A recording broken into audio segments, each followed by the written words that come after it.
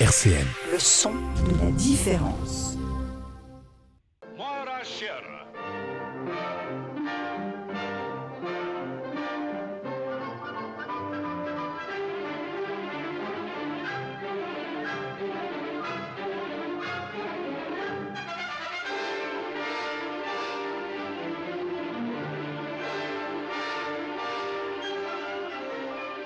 Bonsoir et bienvenue sur Grand Écran, l'émission cinéma de RCN. On est J-14 avant la fin du cinéma, c'est-à-dire la sortie de Astérix et Obélix, l'Empire du Milieu.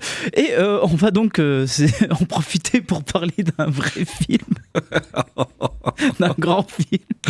Mais ça fait combien de temps que tu la prépares, cette intro là ? Une semaine.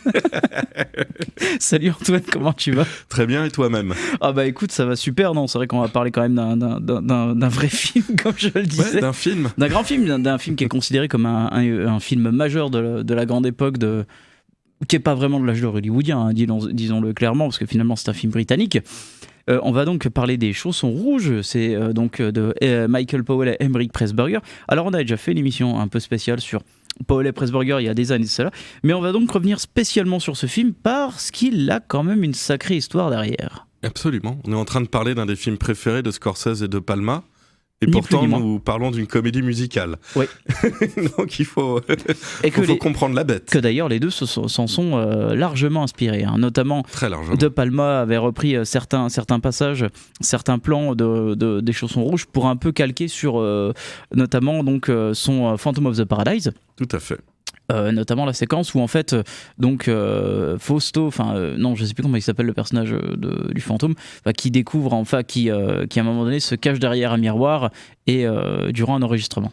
Tout à fait, Voilà. tout à fait. Donc il s'est inspiré de beaucoup de choses dans ce film. Oui, parce que ce film est particulièrement inspirant. Mais moi, ce qui me fait beaucoup rire en écoutant la bande-annonce, c'est de voir qu'au tout début, la bande-annonce anglaise met en avant le fait que ça se passe dans le sud de la France. Ouais. Et tout se passe en studio, mais Alors, quand même, vous verrez un petit bout de Côte d'Azur. Oui, ne vous inquiétez il y a pas. des bouts de Côte d'Azur, on en parlera durant le tournage.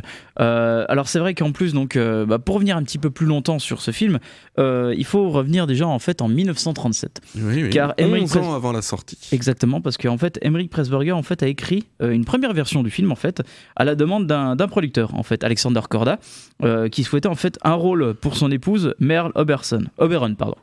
Alors, découvrant la relation de sa femme avec l'acteur David Niven, donc l'immense David Niven, hein, qui est un excellent acteur et l'un des meilleurs de sa génération, je pense, bien évidemment, Alexander Korda a abandonné le projet.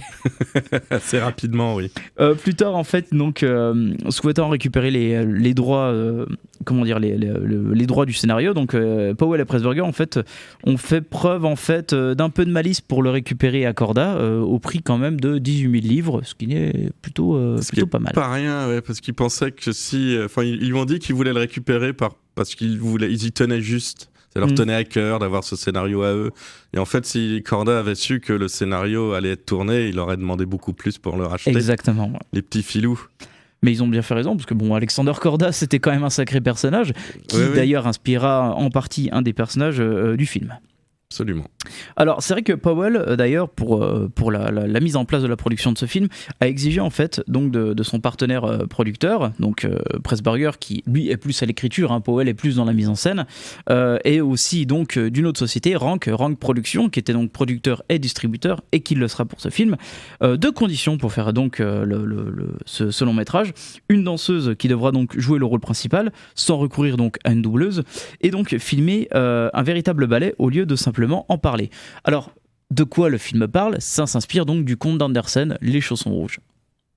Tout à fait, le grand conte d'Andersen, on va peut-être parler un tout petit peu du conte, voir de quoi il parle. Oui, voilà, j'allais te relancer là-dessus. Donc, voilà, c'est une petite fille qui a pourri gâté, qui reçoit des chaussons rouges un jour, et en fait elle décide de les garder tout le temps, et par vanité elle va les mettre jusque dans l'église. Et un jour où sa mère adoptive est malade, elle part danser avec ses chaussons rouges pour bien montrer que c'est elle la meilleure. Et du coup, morale chrétienne oblige, elle est condamnée à errer tout le temps et danser. Elle ne peut pas s'arrêter de danser. Car en fait, les chaussons rouges ne s'arrêtent pas. Ne s'arrêtent pas, ils ne peuvent pas s'arrêter. Ils sont maudits, elle est maudite. La petite fille est maudite et du coup, jusque pendant l'éternité, elle est obligée de danser. Jusqu'à la mort. Jusqu'à la mort. Et même après la mort, un ange apparaît et lui dit non, Chez, tu vas continuer. Ouais, direct comme ça, quoi. Allez, vas-y. Chez, tu vas continuer à souffrir et tu pourras pas rentrer dans l'église. Et du coup, un jour, la petite fille en a tellement ras-le-bol qu'elle décide de se trancher les jambes. Oui, les contes du 19e siècle étaient particulièrement sympathiques. Mais en fait, elle se rend compte que effectivement, il faut croire en Dieu et rester prier chez soi. Et à ce moment-là, un ange apparaît et la récupère dans le ciel. Et elle a compris que il ne fallait pas tomber dans la vanité. Mais le film de Powell Pressburger ne reprend pas cette morale judéo-chrétienne quand même assez poussée. Oui. Et lui, au lieu de voir le personnage maudit par la vanité, le personnage est maudit par la passion. Par la passion et par l'art. Par l'art et la passion. Ouais. Et du coup, Powell et Pressburger ont décidé de faire un film sur comment l'art et l'amour peut dévorer une personne jusqu'à la mort. Et du coup, ils ont jeté leur dévolu sur une très jeune actrice de l'époque qui n'avait fait aucun film, qui était une danseuse, Moira Shearer. Moira Shearer. Oui, comme dans la bande-annonce. Comme dans la bande-annonce. Et ils ont mis 1 an à la trouver, en tout cas à la convaincre. Oui. À la convaincre de jouer le rôle. Très très compliqué en fait de la voir, Moira Shearer. Alors en fait, en plus, Moira Shearer n'était pas la danseuse numéro 1 en fait du Sadler's Well Theatre, donc qui était on va dire la compagnie auquel elle travaillait. Et c'est vrai qu'en fait il y en avait d'autres qui étaient extrêmement jalouses d'avoir vu ce dévolu en fait envers elle. Et à la base, Moira ne voulait pas vraiment s'orienter vers le cinéma. Elle voulait vraiment rester totalement sur la danse, sur de l'opéra plutôt que du théâtre ou du théâtre filmé, donc le cinéma. Et c'est vrai qu'en fait quasiment d'ailleurs tous les danseurs du film viennent quasiment de cette troupe en plus de la Sadler Wells Theatre. Alors c'est vrai que c'est toujours important de voir ces procédés de mise en place, surtout qu'en plus, donc il faut quand même le signaler, Powell et Pressburger jouissaient quand même d'une certaine indépendance, car ils avaient leur propre société de production, donc via Archers Productions, donc ils étaient donc producteurs, auteurs et donc réalisateurs. Il y a d'ailleurs un petit carton au début du film qui explique que tout ce spectacle vous est entièrement donné par Michael Powell et Emeric Pressburger. Les mecs ont tout fait. Et tu te demandes s'ils ont même pas dansé devant la caméra. Mais on va voir qu'en fait c'est une autre histoire. Hein, voilà. Non, ils n'avaient pas la main sur tout. Non, ils avaient extrêmement pas la main sur tout, et notamment donc par le biais de certaines techniques cinématographiques dont on va parler juste un petit peu après, mais on va quand même revenir un petit peu plus sur Moira Shearer et notamment donc la danse, parce que finalement la danse est un élément capital dans ce film. Donc j'en parlais, donc il y a toutes les séquences de ballet qui est filmée, qui on voit donc de bout en bout en plus, qui est assez impressionnante. Et donc c'est vrai que au-delà de travailler sur un film musical, il voulait faire donc un film de spectacle total. Mais la chose qui était assez étrange avec les Chaussons Rouges à l'époque, c'est que des comédies musicales, les gens les connaissaient bien depuis l'arrivée du parlant, mais c'était des comédies. Ouais. Et là, Powell Pressburger font déjà un film en couleur. Alors, il y avait eu Le Pirate de Vincente Minnelli, je ne sais plus si c'est la même année en 48 ou 2 ans auparavant en 46, mais les spectacles musicaux en couleur étaient très peu répandus. Et c'était forcément des comédies. Là, Powell et Pressburger se sont dit... Puis c'était relativement court aussi, 1h30. Là, Powell et Pressburger se sont dit, non, on va faire un film quand même de 2h10, 2h15. Et qui est très très complet avec différents personnages. Plein de personnages, une tragédie. Voilà. Donc c'est quelque chose qui était nouveau à l'époque. Surtout avec le personnage donc, de Moira Shearer, donc, qui joue cette danseuse en fait. Et d'ailleurs qui a accepté le rôle surtout par réticence financière, parce que bon, à un moment donné, quand on a un bon salaire, elle a eu du mal à le refuser cette fois-ci. Après ils ont mis 1 an à la convaincre, donc c'est beaucoup cherché. Et surtout aussi différents personnages très importants, notamment le personnage de Lermontov, qui est inspiré donc d'un des grands représentants du ballet russe, donc Diaghilev, qui était impresario et cofondateur d'ailleurs du ballet russe. Oui. Et, qui a épaulé Nijinsky au début de sa carrière, qui est considéré comme un des plus grands révolutionnaire dans les techniques de ballet, qui a transformé le ballet à tutu, le Lac des Cygnes qu'on connaît aujourd'hui en classique, quelque chose de beaucoup plus moderne, qui a donné à peu près toute la danse contemporaine qu'on connaît aujourd'hui. Qui est un personnage extrêmement essentiel dans l'histoire, parce que finalement Lermontov en fait parle beaucoup du fait de se sacrifier pour l'art. Et d'ailleurs c'est pour ça qu'il y a un petit peu d'inspiration d'Alexander Korda pour Powell et Pressburger dans ce personnage. Après, donc, c'est vrai que le tournage a été aussi fait en grande majorité en studio, notamment donc à la base, donc Powell voulait le faire au studio de la Victorine à Nice. Finalement, ils vont se retourner vers Pinewood, donc en Angleterre, mais ils vont quand même tourner une bonne partie aussi en France, notamment à Monte-Carlo pour les séquences en extérieur. Absolument. Et le plus impressionnant, c'est que pareil, une des premières fois dans l'histoire du cinéma, parce que je le rappelle, on parlait de comédie musicale, il y avait toujours des séances dansées, mais des numéros dansés, mais des numéros qui étaient filmés tels quels dans les décors dans lesquels vivaient, les décors intradiégétiques, les décors dans lesquels les personnages vivent. Et là, ils vont inventer, entre guillemets, enfin, il y en avait déjà eu un petit peu avant, bien sûr, mais là, ils l'ont imposé de manière beaucoup plus artistique et beaucoup plus longtemps, pendant beaucoup plus de temps, pendant un quart d'heure. Ils ont imposé un numéro de ballet qui est totalement, comment dirais-je, fantasmé. Ouais. Les décors sont fantasmés, les personnages sont fantasmés, il y a des surimpressions, il y a des effets spéciaux, et du coup, ils ont transformé, en fait, ils ont inventé une séquence immense qui a pris 6 semaines à être tournée, qui dure un quart d'heure dans le film. 17 minutes. 17 minutes. C'est ce qui est gigantesque. C'est une des séquences de ballet les plus longues de l'histoire du cinéma. À peu de choses près. Avec 53 danseurs à l'écran. Voilà, 53 danseurs, c'est absolument gigantesque. À l'époque, faut quand même comprendre que ce film a une ambition artistique et économique gigantesque. Oui, parce que finalement, en fait, donc, le spectateur du film est aussi spectateur du ballet.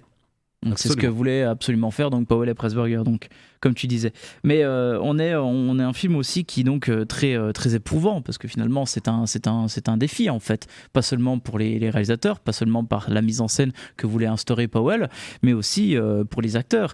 Et Moira Shearer, ça a été une épreuve pour elle, parce qu'elle a été suspendue par des cordes, elle a été placée devant des ventilateurs géants, elle a pris des coups de soleil à cause des réflecteurs, elle a eu une grave lésion au cou. Enfin, elle en a bien bavé, quoi. Sachant que les studios ne sont pas les planches du ballet, c'était sur du béton. Et pour des danseurs, répéter 10 heures par jour, jouer 10 heures par jour en frappant les pointes sur du béton. C'est pas la même chose. Non, ça vous laisse les jambes en compote, assez littéralement d'ailleurs.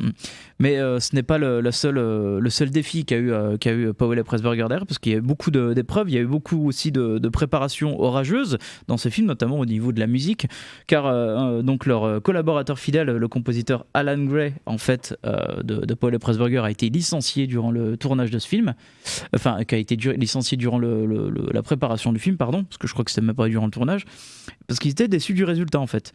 Et les réalisateurs donc le remplacent par Brian Hisdale, qui n'avait que 3 mois pour écrire la totalité de la partition. Ce qui est un petit défi quand même. C'est pas beaucoup, 3 mois. Voilà. Et c'est également le cas aussi pour les décorations, parce que le décorateur, donc Alfred Junge, fut aussi congédié durant le film et remplacé par le peintre Hein Eckroth, je crois qu'on appelle ça Eckroth, ouais.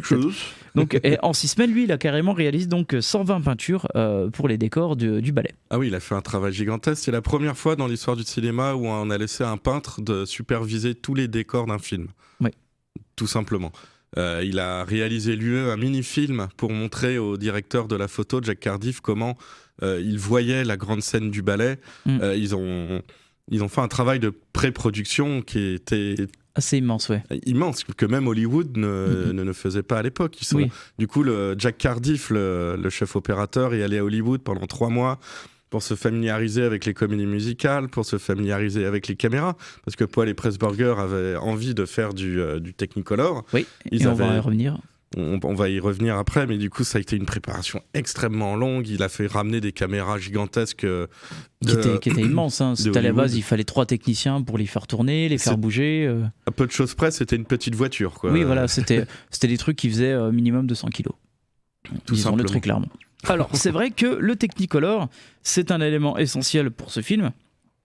Et donc, Powell et Pressburger ont bossé sur ce procédé-là. Alors, le Technicolor, dans un premier temps, en fait, c'est un procédé qui est employé et qui consiste en fait en une synthèse additive bichrome, donc c'est-à-dire une projection avec un double objectif de film par le biais de filtres de couleur, et donc qui ressemble fortement à ce que l'on appelait auparavant le Kinemacolor, qui était notamment créé par les Britanniques, notamment par George Albert Smith.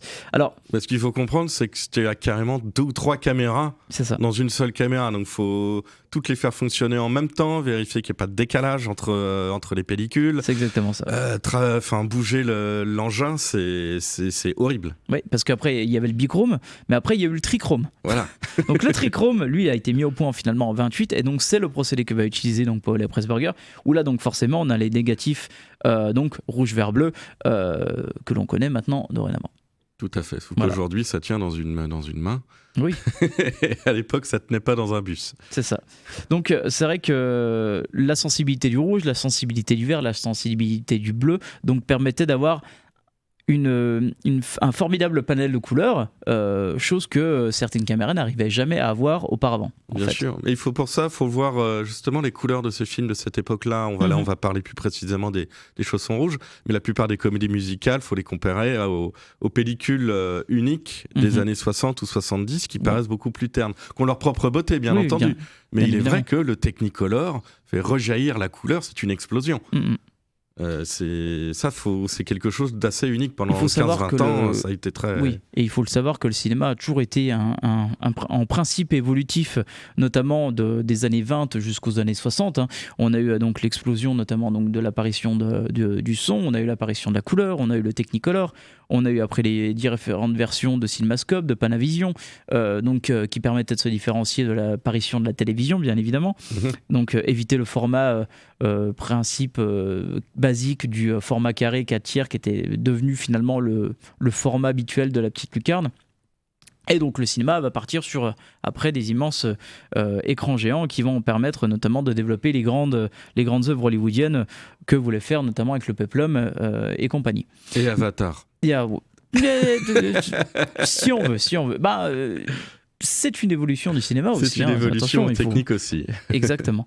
Alors c'est vrai que donc le choix du Technicolor, Powell et Pressburger en fait se voyaient également imposés par la société mère, donc Technicolor, le choix des costumes, des couleurs et des décors, parce que finalement on faisait pas n'importe quoi avec le Technicolor en fait. Absolument. Les concepteurs du Technicolor sont allés sur le tournage, ont trouvé que c'était très bien utilisé, mais parfois ils n'étaient pas toujours d'accord. Ils disaient c'est pas optimisé, mais le chef-op disait non, je sais très bien ce que je fais, laissez-moi faire mon boulot. Et du coup, tu avais une équipe de quasiment 3, 4, 5 personnes qui se donnaient régulièrement rendez-vous pour dire non, on n'utilise pas la caméra comme il faut, mais si, laissez-moi bosser. Du coup, là aussi, techniquement, c'était un vrai calvaire pour toute l'équipe de se débrouiller correctement. Ça a été une totale bataille, oui. Surtout qu'en fait, Powell et Pressburger en fait ont toujours eu cette casquette de réalisateur, scénariste, producteur, donc qui se fait remarquer notamment donc avec comme on avait dit au tout début du film, on voit ce carton notamment présenté par Archer Productions, et c'est vrai qu'en fait ils n'avaient pas tout le temps les mains libres, et Technicolor leur a fait bien comprendre cela en fait. Ça leur a bien fait baver, mais après le résultat est là. Le résultat est totalement là. Et c'est vrai qu'on parlait notamment donc des mésaventures au niveau musical et décor, mais on va voir que par la suite, ça a plutôt bien marché au niveau palmarès. Alors, c'est vrai que revenons principalement au film. Donc c'est un film au spectacle total. Oui. Mais c'est vrai que certains éléments, on va voir par la suite que ça n'a pas plu à certaines personnes. Mais... revenons principalement à ce film, parce que c'est un film donc au défi immense, on avait dit, c'est une réalisation donc effective d'une œuvre d'art qui se met totalement au service de celle-ci en fait. Donc on est vraiment dans un film à la création artistique, avec la scène de ballet d'un quart d'heure qui est absolument impressionnante, et d'ailleurs qui n'est pas entrecoupée, qui donc n'a pas de voix off, qui n'a pas donc de dialogue, donc on est vraiment sur un vrai ballet filmé. Tout à fait. On est vraiment sur un vrai hommage en fait. Disons-le très clairement. Oui, c'est un hommage au ballet. Powell et Pressburger, d'ailleurs, n'avaient jamais fait de comédie musicale avant. Non, pas du tout. Et là, ils se sont dit, mais ça peut pas en être autrement. Comme on disait tout à l'heure, ils voulaient une danseuse professionnelle. Au début, on disait non, prenez une vraie actrice, et après, on coupera pour les scènes, on mettra de dos une danseuse. Et Powell a dit non, s'il n'y a pas une vraie danseuse partout, je ne fais pas le film. Oui. Et du coup, ça se voit. Le film doit raconter la passion d'une danseuse qu'on voit réellement à l'écran devant nous, qui porte sa tragédie sur elle, et comment jusqu'où la tragédie l'amène. Oui, parce qu'on peut en parler de l'histoire, donc tout simplement aussi. Oui, c'est bien Student Tag. Disons que c'est Lermontov qui est un grand directeur de ballet qui choisit une jeune actrice, une jeune danseuse pardon, pour incarner son prochain projet. Et cette danseuse, du coup, petit à petit, au début du film, gravit les échelons, est prise, devient la danseuse étoile du ballet, et elle tombe amoureuse d'un jeune homme qui est entré aussi, c'est le deuxième héros du film. Qui en fait arrive avec perte et fracas parce qu'il vient pour plagier gueuler, en fait, voilà, pour crier au plagiat. Vous avez plagié tout ce que j'ai fait, vous me devez du fric. En fait, on lui dit non, travaille avec nous plutôt, tu vas voir, tu vas prendre du galon aussi, tu vas devenir compositeur numéro 1. Et il se trouve que la danseuse tombe amoureuse de ce jeune premier et doit choisir entre sa passion pour la danse ou sa passion pour son amour, sachant que Lermontov, son motto, c'est de se consacrer, de se sacrifier pour l'art, et que si cette l'art doit passer avant tout. L'art doit passer avant tout, et si elle choisit de se marier avec ce jeune homme, donc de sacrifier une partie de sa vie à son amour, il la licencie tout de suite et il lui dit tu ne feras plus jamais de danse de ta vie. Et du coup, elle est déchirée entre cet amour de l'art et cet amour de l'amour, ce qui effectivement, comme c'est pas une comédie, l'amènera pas très loin. Surtout qu'en plus, donc, ça s'inspire, comme on avait dit, du conte d'Andersen, donc il y a une tragédie, et donc la tragédie, elle est dans le ballet, elle est aussi donc en dehors, d'une certaine manière. Oui, c'est une troupe qui se déchire constamment, c'est Lermontov qui est... qui aujourd'hui serait décrié de partout, parce que c'est quelqu'un qui sacrifie les autres, qui peut faire preuve de harcèlement, qui est extrêmement dur tout le temps, qui rigole pas beaucoup. Ah non. tout le monde l'adore parce que c'est un véritable génie de la danse, mais tout le monde le déteste parce qu'humainement il est imbuvable.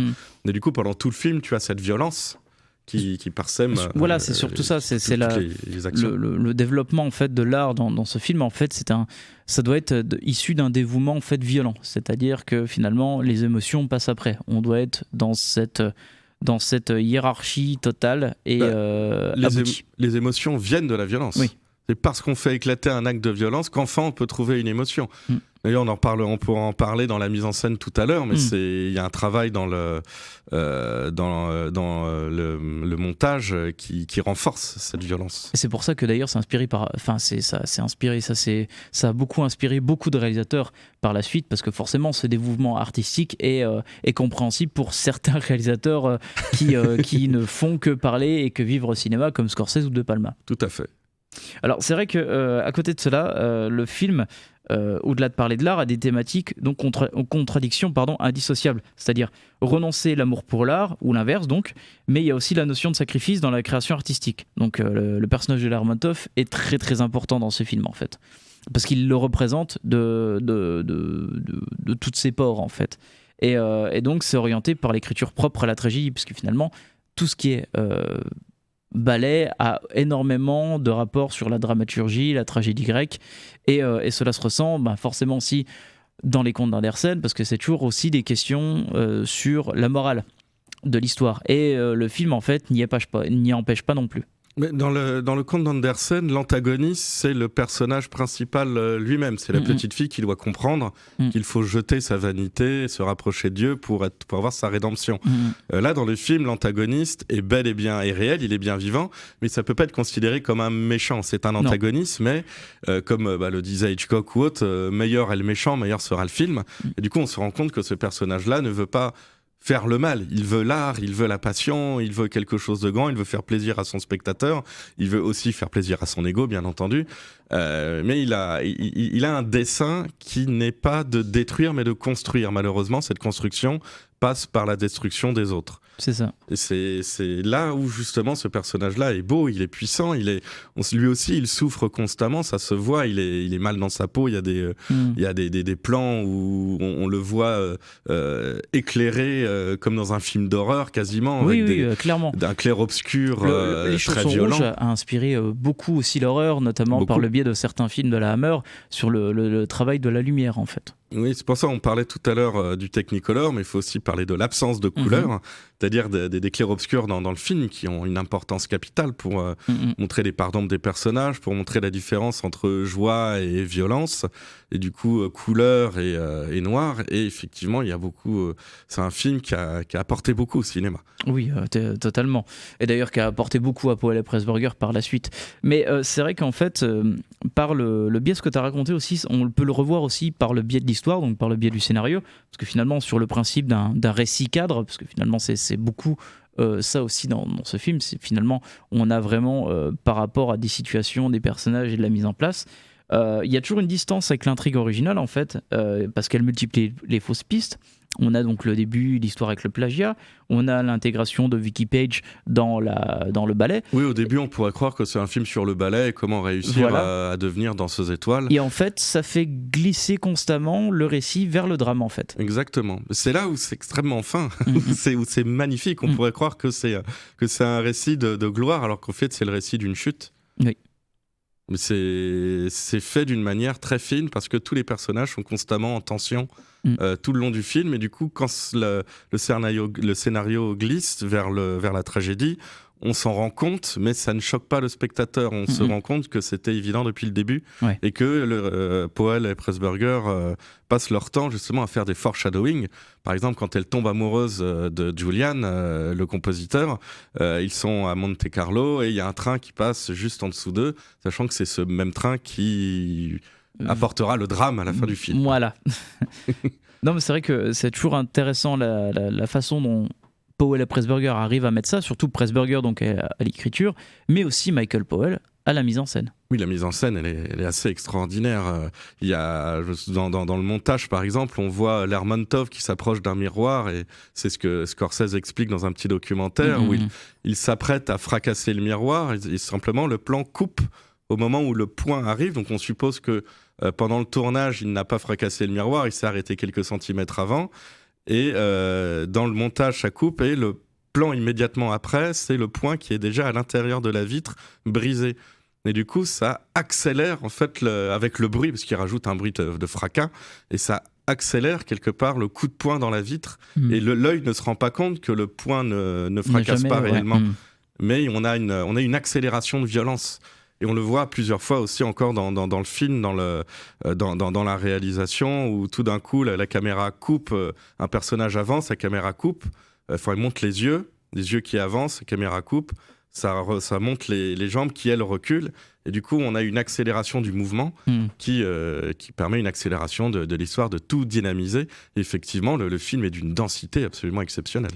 Oui, surtout qu'en fait finalement la caméra de Powell, alors vous imaginez déjà la taille des caméras de l'époque, les mouvements sont quand même très réfléchis, essentiels et finalement primordiaux, et surtout ça provoque aussi un certain onirisme en fait dans ce film. Alors pas seulement parce que certains plans de ballet sont superbes, et forcément avec les décors comme j'avais dit de Hawcroft, donc pouvaient renforcer cela, mais c'est vrai qu'en fait il y a un vrai cadre, il y a presque un cadre dans certains plans de films, et notamment donc certains plans de ballet quoi. Certains plans de ballet qui ont été accélérés voire ralentis exprès par Jack Cardiff, le chef-op, pour donner une impression de flottement parfois, d'accélération, de violence d'autres fois, et de perdre le spectateur dans un temps qu'il ne comprend plus. Et ça aussi, c'est une des nombreuses révolutions du film, ça se faisait très peu avant. Et surtout, oui, Cardiff qui bossait avec eux depuis très très longtemps, qui même passera à la réalisation dès 1953, qui aura sa propre carrière de réalisateur, mais c'est vrai qu'il a notamment un petit CV un petit peu pas mal, on va dire ça comme ça, parce que finalement avec Powell et Pressburger, après il va bosser pour Hitchcock, il va bosser pour Mankiewicz, il va bosser pour King Vidor aussi, donc c'est... Ça va, on a vu pire. Ouais, voilà. Donc c'est un mec qui sait absolument maîtriser aussi le côté photographie, le côté lumière. C'est quelqu'un qui a donc toujours voulu travailler sur l'évolution du cinéma, qu'on le voit notamment donc avec la Technicolor. D'ailleurs Technicolor qui comme je l'ai dit était renforçait extrêmement bien les contrastes et certaines couleurs. Donc c'était pas pour rien aussi que Powell avait pris Moira Shearer aussi, pas seulement par sa stature, pas seulement par son talent de danseuse, mais aussi par son physique, par sa couleur de cheveux. Oui, elle est rousse. Qui renforçait encore plus forcément le rouge donc qui est très représentatif aussi dans ce film, hein, parce que finalement il faut pas l'oublier, c'est que dans le cinéma surtout dans les films de cette époque-là, la couleur est un élément essentiel et permet de signifier beaucoup de choses, et notamment forcément le rouge, c'est représentatif de l'amour, mais également du danger, donc également de la crainte. Le sang, la mort, le feu, tout ça. Et finalement, les chaussons rouges, c'est à peu près tout ça en fait. Exactement. Et c'est comme ça tout le temps, tous les plans que fait Powell montrent qu'il y a toujours quelque chose autour, un danger. Disons que il y a toujours une densité, c'est jamais surchargé, les plans ne sont pas surchargés, mais il y a une densité qui n'existe pas dans un film musical à côté. Ça, clairement, il n'y a pas à dire, c'est quelque chose qui a été inventé pour ce film quelque part, parce que quand on regarde les productions américaines à côté, notamment avec Gene Kelly ou autre, qui commençait lui aussi à s'intéresser à la réalisation, qui sont aussi des films parfaits, attention, on n'est pas en train de les critiquer, mais on ne voulait pas trop charger la caméra pour laisser le danseur, la danseuse, tout simplement envahir l'écran. Donc c'est là où on a justement le paroxysme du plan américain qui prend tout juste de pied, tête à pied le personnage pour bien le montrer danser. Là non, c'est dans Les Chaussons Rouges, c'est le personnage qui doit s'inscrire dans le plan, qui doit s'inscrire dans le décor, et qui montre que ce n'est pas lui qui est mis en avant, mais le scénario, c'est le drame qui est mis en avant, et eux ne sont que le jouet du destin, exactement comme Moira Shearer à l'intérieur du ballet est le jouet des chaussons. Elle rentre dans les chaussons rouges et c'est eux qui prennent possession de sa vie, et du coup c'est elle qui doit être entraînée, et du coup jusqu'à ce que mort s'en suive. Jusqu'à ce que mort s'en suive, qui forcément est une métaphore aussi de ce qui va lui arriver aussi dans l'histoire, quoi. Oui, on n'est pas là pour spoiler, parce que le grand intérêt du film c'est la beauté des plans et du scénario, donc c'est une tragédie, donc ça ne finit pas très bien. Oui, non, il fallait le dire. Fallait le dire. Alors c'est vrai que ça a été un parcours chaotique, mais finalement le film, disons-le tout de suite après, on va donc terminer notre partie là-dessus jusqu'au firmament, parce que finalement ça a été assez incroyable l'histoire des Chaussons Rouges, parce qu'après après le tournage, donc après le montage, vient enfin l'avant-première, la première partie de projection test, on va dire ça comme ça.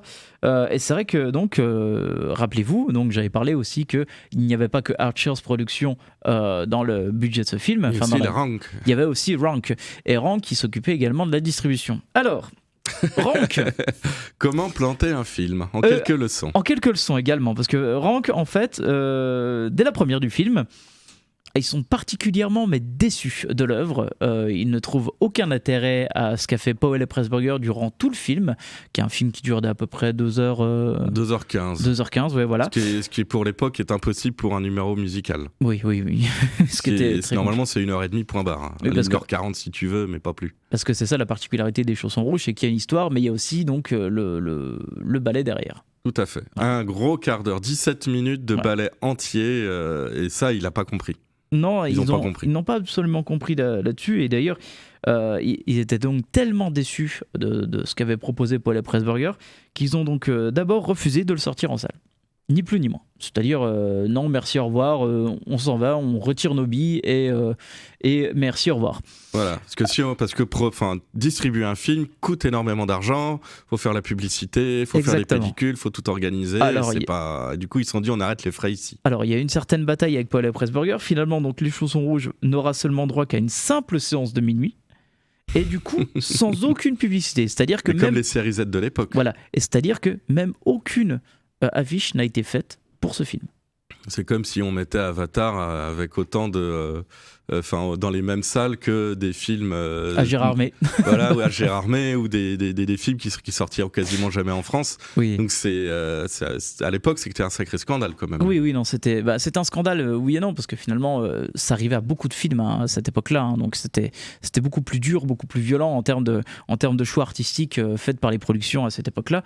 Et c'est vrai qu'il aura fallu quand même pas mal de temps pour que le film ressorte, et notamment qu'il y ait un succès outre-Atlantique, parce que finalement donc les Chaussons Rouges a été finalement un film qui a eu une aura démentielle, non en Europe mais aux États-Unis, et c'est par le biais notamment d'un homme, donc William Henman, qui était le dirigeant d'un tout petit cinéma à New York, qui a obtenu les droits de le diffuser aux États-Unis.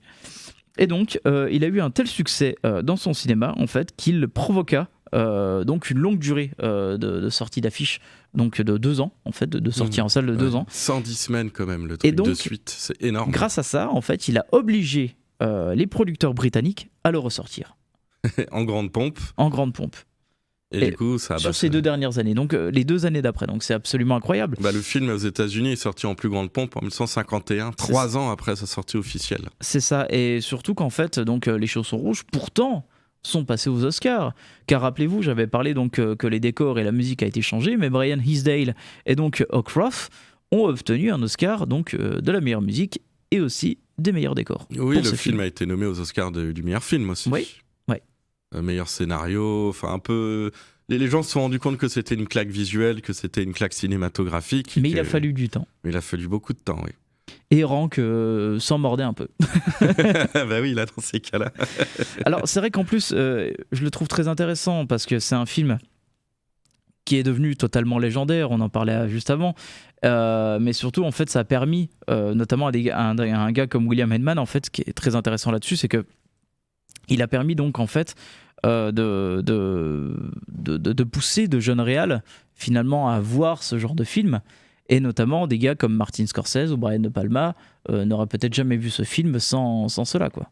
Martin Scorsese a racheté lui-même, d'ailleurs Martin Scorsese est devenu était tellement admiratif du travail de Powell Pressburger qu'il a tenu à rencontrer plusieurs fois Michael Powell. Alors c'était pas très compliqué qu'il a rencontré Michael Powell plusieurs fois. Parce que donc sa monteuse donc attitrée Thelma Schoonmaker s'est mariée avec Michael Powell. Et là, à ce moment-là, lui, il était tout fou, tout de joie. Il possède un scénario dédicacé par Powell et Pressburger. Il possède les chaussons rouges de Moira Shearer, dédicacé par Moira Shearer, je crois. Et pour Martin Scorsese, ça a été une claque totale. Il a racheté des pellicules à la fin des années 2000 pour... pour nettoyer le film et le ressortir. Oui, le film a eu une ressortie donc numérique. Le film a été... Alors, il faut savoir, c'est que Scorsese est un des grands protecteurs, on va dire, du cinéma, de manière globale et généralisante, parce que finalement, donc, sa fondation permet la restauration d'énormément de films. D'ailleurs, il l'explique lui-même, même dans les années 70-80, énormément de films ont disparu parce que les sorties pellicules n'ont jamais été restaurées, retravaillées, ni protégées. Donc, beaucoup de films qui sont sortis à cette époque-là ont disparu. Alors imaginez... Il reste, je crois, 5% des films muets. Voilà. Imaginez alors à l'époque, les films muets des années 10, 20 et 30, c'était une hécatombe absolue. Ouais. Et donc c'est vrai que Scorsese, l'un de ses on va dire gros projets d'envergure hors ses propres productions, c'était donc de restaurer ses films, et donc il s'est attaqué aussi à Powell et Pressburger, forcément. Il a fait donc Les Chaussons Rouges, je crois qu'il s'était même un peu attelé à faire aussi Peeping Tom, donc Le Voyeur. Et le Narcisse Noir aussi, qui a été fait juste avant et qui est aussi... un chef-d'œuvre dont on pourrait parler de longues heures. Mais c'est vrai que oui, donc Powell et Pressburger ont cette aura en fait qui a influencé tellement de réalisateurs comme De Palma, Scorsese, et même encore maintenant, parce que finalement on peut également en parler avec Darren Aronofsky, avec le cas Black Swan, qui est aussi très très orienté chaussons rouges, estampillé chaussons rouges, on peut le dire derrière. Non, mais c'est vrai, c'est pas du tout un hasard que Darren Aronofsky ait choisi un ballet pour faire un thriller. À côté d'un thriller paranoïaque d'ailleurs. Et surtout le Lac des Cygnes, qui est une musique que l'on entend, enfin une partie de musique qu'on entend également dans Les Chaussons Rouges. Tout à fait, oui, il y a une petite scène où Moira Shearer justement est prêtée par le ballet pour danser un petit peu le Lac des Cygnes. Et on se rend compte qu'effectivement c'est un peu le film préféré de tes cinéastes préférés. C'est un peu ça, il faut quand même le signaler. Mais... Après, ça a été aussi très important pour la suite des comédies musicales. Comme on le disait tout à l'heure, il y a un ballet qui dure plus d'un quart d'heure. Quand Gene Kelly a vu Les Chaussons Rouges, il s'est dit non mais moi aussi je vais faire ça. Il n'y a rien à faire, rien à dire, je vais faire ça. C'est comme ça qu'il a fait Un Américain à Paris, où il y a aussi pendant 10 minutes, un quart d'heure, une scène de ballet onirique. C'est pour ça que dans Chantons sous la pluie, il y a une scène de ballet onirique qui est différente, qui est parfaite aussi pour moi. Et d'ailleurs, l'onirisme dans Chantons sous la pluie, quand il danse de manière purement classique, avec Sid Caris, c'est aussi un des plus grands moments de cinéma, c'est absolument incroyable, et c'est directement lié aux techniques utilisées par Les Chaussons Rouges. Il a fait que suivre les directives de Powell et Pressburger. Oui, et surtout que Surtout qu'après après cette sortie américaine, s'inspirer également d'autres œuvres, on va dire artistiques. Il y a donc ce film inspiré notamment d'une comédie musicale à Broadway qui a été mise en scène par Stanley Donen. Qui tout doit simplement. te dire quelque chose. Oui, c'est le co-réalisateur de Chantons sous la pluie, voilà. de quelques films avec Gene Kelly, donc Un jour à New York. Voilà, donc ça a inspiré donc une pas œuvre Un jour à New York, mais à bon, Broadway.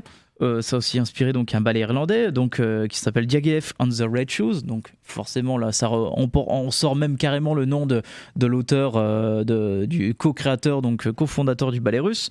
On a aussi eu de l'exposition photographique d'Alex Prager. On a eu aussi même un album de Kate Bush qui s'inspire donc des Chaussons rouges. Tout à fait. Ça a été une œuvre en fait multiculturelle et multi-influence artistique au-delà du cinéma tout simplement. Disons que dans les milieux, ça va faire un peu élitiste de dire ça, mais dans les milieux entre guillemets artistiques, ça a eu autant d'impact que Laurence d'Arabie en a eu en son temps. Enfin, c'est une des plus grandes œuvres anglaises en termes d'impact international. Oui. Même si on le connaît assez peu ce film, faut se rendre compte que tous les gens qui façonnent notre environnement artistique aujourd'hui, en tout cas une bonne partie, a vu et s'inspire de ce film sans aucune honte. Oui. Tant mieux d'ailleurs. On va pas se mentir. Mais non, c'est un des films. C'est une des comédies musicales. Enfin, je dis comédie musicale, mais c'est le film musical qui a le plus d'impact. Avec peut-être Chantons sous la pluie, Un Américain à Paris, voire même plus que des Fred Astaire, pourtant qui est plus connu, mais qui a pas eu autant d'impact dans la pop culture que des Chaussons rouges, qui lui marque encore des générations. Mais grâce à la couleur qui reste encore aujourd'hui tellement propre, tellement profonde et complexe, surtout dans toutes les scènes, il y a une complexité d'image. Dans la restauration qui a été faite il y a pas si longtemps que ça. Il n'y a pas si longtemps que ça, et en fait on se rend compte que ce film ne vieillit pas. C'est ce que je trouve qui a le plus vieilli, même c'est le travail du son, qui est bien, qui est très bien, mais malheureusement avec les techniques de l'époque, le son se perd un peu plus. Forcément. Mais le travail de l'image aujourd'hui peut largement inspirer. Il y a des plans, des coupes, un montage, un dynamisme qui peut aujourd'hui être parfaitement réutilisé dans des blockbusters. Le spectateur n'y voit que du feu. Oui. Très clairement. Pourtant, ce film date de 1948. C'est quoi ça, 80 ballets. Ouais, voilà. Oui, le film a 80 ans, il n'a pas pris une ride. C'est exactement ça. Et pour, on va dire un peu pour terminer cette émission, on va un peu revenir également sur. Donc c'est vrai que Les Chaussons rouges a été finalement une œuvre qui est devenue légendaire. Mais par la suite, est-ce que c'était finalement pas le pinacle de la carrière de Powell et Pressburger ? On peut quand même le dire que oui, parce que finalement, la fin de carrière, même si j'aime pas dire ce mot-là de Powell et Pressburger, parce que finalement, on va voir qu'après, les deux vont se séparer sur de différents projets. Mais c'est surtout qu'ils vont se casser la gueule avec un film après. Voilà. C'est vrai qu'en fait, voilà, ça a été. Ils ont commencé quand même, avant de faire ce film-là, ils vont donc revenir sur d'autres œuvres un peu plus consensuelles d'une certaine manière, notamment avec The Small Back Room, et notamment The Elusive Pimpernel, qui était un remake d'un film de Leslie Howard qui a été tourné en 1935. Et là, donc, ils ont repris d'ailleurs David Niven dans ce film-là. Alors, c'est vrai qu'après, il y a eu La Renarde, qui avait un peu relancé donc leur filmographie, mais en fait on va dire patatras, parce qu'ils vont vouloir retenter de ressortir une œuvre qui est inspirée d'un opéra, donc Les Contes d'Hoffmann. Tout à fait, en 51. Qui est donc un ballet filmé donc en 51, et donc inspiré donc de Jack Offenbach. Toujours avec Moira Shearer d'ailleurs. Qui revient à l'écran, parce qu'elle n'a pas fait beaucoup de films, il faut quand même le signaler. Bah c'est le problème de Moira Shearer quelque part. Peut-être qu'elle aurait dû ne pas entrer dans le cinéma, faire sa carrière de danseuse, qui de toute façon, pour des contraintes physiques et biologiques, oblige les danseurs et les danseuses à s'arrêter autour de 30-40 ans. Enfin, aujourd'hui, plutôt 40 ans, à l'époque, plutôt 30 ans, parce que les techniques n'étaient pas les mêmes, étaient beaucoup moins bien maîtrisées. Et malheureusement, Moira Shearer s'arrêter vers une trentaine d'années, commencer le cinéma, ce qui était encore possible à l'époque. Et au contraire, elle a décidé assez jeune de se lancer dans le cinéma, mais de ne pas avoir la carrière, même si aujourd'hui elle reste en tout cas dans la culture britannique, elle reste relativement connue, mais elle n'a pas eu la carrière qu'on aurait pu lui prédire après un film pareil. Exactement. Alors le conte d'Offenbach, les contes d'Hoffmann, qui est inspiré donc d'Offenbach, ça a été on peut le dire, une catastrophe financière. qui donc va provoquer plus ou moins la déroute de Archer. Alors ils vont quand même faire 2 autres films, donc O Rosalinda et la bataille du Rio de la Plata, mais ça a été finalement la goutte d'eau en fait pour certaines personnes qui soutenaient Powell et Pressburger, et donc Archer va disparaître par la suite. Mais ça annonce pas non plus la mort artistique de ces 2 éléments, parce que finalement Powell va faire de la réalisation tout seul. Et aïe. Le pauvre. Catastrophe industrielle, mais chef-d'œuvre absolu. Chef-d'œuvre absolu, chef-d'œuvre beaucoup trop en avance sur son temps, parce que finalement ça a été un tollé général monstrueux quand le film est sorti. Je parle bien évidemment donc de Peeping Tom, donc le voyeur, film dont le personnage principal est un antagoniste tueur en série qui tue en filmant ses victimes. Donc forcément, avec Moira Shearer d'ailleurs. Quand on fait un film qui est sorti donc en 61, ça n'a pas du tout plu. Sachant que Moira Shearer était quand même assez connu et il l'a tué devant la caméra. Il filme Moira Shearer tuée par une caméra et ça n'a pas du tout plu au public anglais. Ce film est un scandale. Encore aujourd'hui, tu ne le montres pas même à des jeunes. Ça reste extrêmement violent et le mec, il a... Mais moi, je trouve ça formidable, ce panache de faire un des meilleurs films anglais possibles en massacrant sa carrière à ce point-là. Et c'est hallucinant, parce qu'après, donc... après, Powell, il n'était pas malheureux après non plus. Non, mais Powell était un peu ostracisé de tout, en fait, de tout ce qui était en rapport au cinéma, tellement la commission de censure l'avait mis vraiment sur le centre de la cible. Et c'est vrai que sa carrière artistique ne sera jamais revenue, il est mort. Tout simplement. Je peux même pas te dire ce qu'il a fait après comme film. Je crois qu'il en a refait. Il a essayé quelques tentatives, mais jamais. Qui sont totalement passés aux oubliettes, quoi. Parce qu'il avait la main sur rien. Les producteurs lui disaient Toto, maintenant on te surveille, tu feras plus du tout ce que tu veux. Et malheureusement, il a jamais fait ce qu'il a voulu. Ah bah non. Ça a été une vraie catastrophe. Non, c'est vrai que. C'est vrai que Les Chaussons Rouges, là-dessus, c'est un peu le pinacle de leur carrière. Parce c'est un film qui a traîné sur plusieurs années, qui a réussi à engranger pas mal de sous, qui leur a permis de faire pas mal d'autres productions. Ils sortaient d'une période assez faste. La Deuxième Guerre mondiale a été une période faste pour The Archer. Ils s'étaient fait la main sur beaucoup de bons films, mais relativement moyen, petit budget d'avant la guerre. À partir de la guerre, ils ont fait des films assez patriotiques, entre guillemets, avec beaucoup de couleurs, très beaux. Oui, parce que c'est vrai qu'à la base, en fait, ils ont été un peu soutenus par Churchill, qui lui voulait aussi également un peu quelques films un peu propagandistes, et Paul Pressburger était là, par exemple. Et Colonel Blimp, et 49e parallèle notamment. Ah, incroyable ce film. Et comment il s'appelle, celui qui est sorti en je sais plus, 44 ou 46, sur l'aviateur anglais qui est entre la vie et la mort? The Matter of Life and Death. C'est... Je crois que c'est ça. Une question de vie ou de mort, oui. Une question de vie ou de mort qui est aussi considéré comme un des plus grands films anglais. Avec David Niven encore. Voilà. Et je crois que Sight and Sound l'a mis dans son top 15 ou top 10 des plus grands films de tous les temps il y a quelques semaines. Là. Donc c'est peut-être possible. C'est pareil. Enfin, les mecs, en l'espace de 10 ans, en l'espace de même pas de 5-6 ans, ont réalisé... je sais pas, 5 des 10 plus grands films anglais. Et surtout, avant Les Chaussons Rouges, il y avait, donc entre Une question de vie ou de mort et Les Chaussons Rouges, il y avait également donc Le Narcisse Noir. Donc, le Narcisse Noir, celui-là, oui, on en parlait un tout petit peu, c'est pas le sujet de l'émission aujourd'hui, mais ils ont carrément, pour le Narcisse Noir qu'ils ont tourné juste avant, ils ont carrément inventé une nouvelle façon de capter la couleur par les caméras, tout simplement. Ils sont allés jusque-là, effectivement.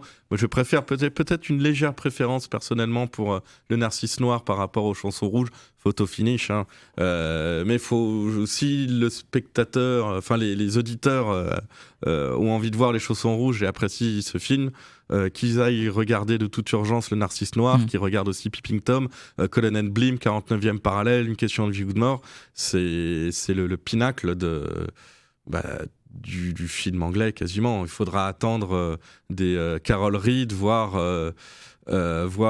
des Laurence d'Arabie pour retrouver une telle qualité dans le cinéma anglais. C'est vrai que le cinéma anglais en fait a eu du mal après à s'en sortir dans les années 50-60. Ça a été dur, ils ont eu leurs années mais pas comme la France ou l'Italie. Ouais. La France en fait, nous on avait aussi ce procédé qui nous permettait de se sortir un peu la tête de l'eau avec donc le principe d'avance sur recette et donc d'avoir des aides cinématographiques là-dessus, qui a donc lancé forcément aussi la nouvelle vague, il faut quand même le signaler. Mais c'est vrai que l'Italie eux avaient du talent, et surtout avec les gros sujets de production. Donc on avait notamment la Cinecittà qui avait les décors, qui leur permettait de refaire des films, très bas prix. Les costumes qu'ils récupéraient des studios américains, parce qu'en fait ils laissaient quasiment tout là-bas, donc ils les récupéraient pour refaire des films derrière, ce qui leur a permis de développer non seulement du grand cinéma, on va dire, d'exploitation, mais également aussi de simples séries B. Le cinéma italien avait toujours survécu de cette manière-là. Bon, malheureusement, ça s'est écroulé donc, de façon un peu globalisante dans les années 70. Même s'il y avait quand même le Giallo qui les sortait un petit peu de l'eau de temps en temps, mais bon, ça n'a jamais sorti d'Europe. Ça n'a jamais retrouvé l'âge d'or. Ça n'a jamais retrouvé l'âge d'or. C'est vrai que le cinéma anglais n'avait pas ça. Mais le cinéma anglais a été vampirisé très tôt par Hollywood aussi. Oui. Et ça a été la plus grande faute. La plus grande faute artistique de l'Angleterre, c'est de s'être laissé vampiriser par le cinéma américain, alors que l'English Invasion, la British Invasion, British Pop, qui elle, au contraire, a réussi à vampiriser la musique américaine, pour le cinéma, ça a été malheureusement l'inverse. Et effectivement, il y a eu très peu d'indépendance. Les Anglais préféraient envoyer leurs acteurs, leurs auteurs à Hollywood, leurs producteurs à Hollywood pour se faire des petites pépettes, se faire des bénéfices. Et malheureusement n'ont pas réussi à créer. Encore que avec les studios de Pinewood et les grosses productions comme Harry Potter ou autres, ils ont réussi un peu financièrement à sortir la tête de l'eau. À s'en sortir en partie, parce que finalement donc, Harry Potter, donc, ça a été les studios Warner, mais c'est vrai que c'est maintenant, si on retient, alors c'est ça qui est paradoxal, c'est que maintenant tout ce qu'on retient aussi d'Angleterre, c'est les studios Pinewood, parce que c'est finalement devenu un des plus gros studios du monde, voire peut-être même le plus gros, notamment je crois par le biais d'un certain Christopher Nolan, et par le biais aussi des studios James Bond qui ont développé ce studio de façon phénoménale. Mais c'est vrai que ça n'a jamais tout ce qu'a voulu faire Powell et Pressburger, que ce soit avec le Narcisse Noir, Chausson Rouge et autres, n'a jamais pu donner autant l'éclat du cinéma britannique actuel. Et pourtant ils ont résisté, justement, ils sont pas allés ça a été parmi les rares, forcément si rares. Ils sont restés indépendants. Ils sont restés en Angleterre. Ils n'ont jamais voulu aller tourner à Hollywood, alors que combien de cinéastes anglais l'ont fait de leur côté.